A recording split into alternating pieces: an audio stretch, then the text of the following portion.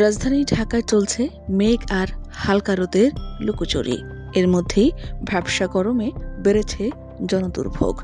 তবে দিন গড়ানোর সঙ্গে সঙ্গে আবহাওয়ার পরিবর্তন হয়ে বৃষ্টি বা বজ্রবৃষ্টির সম্ভাবনার কথা জানিয়েছে আবহাওয়া অধিদপ্তর।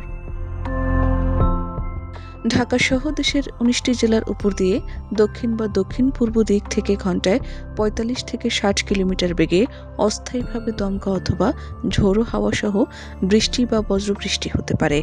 ২১ জুলাই বাংলাদেশ আবহাওয়া অধিদপ্তরের ঝড় সতর্কীকরণ কেন্দ্র এর পূর্বাভাস দিয়েছে।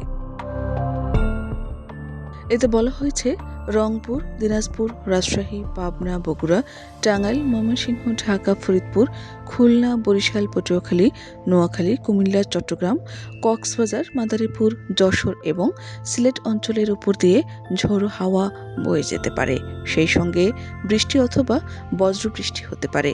এসব জেলার নদীবন্দরকে ১ নম্বর সতর্ক সংকেত দেখাতে বলা হয়েছে।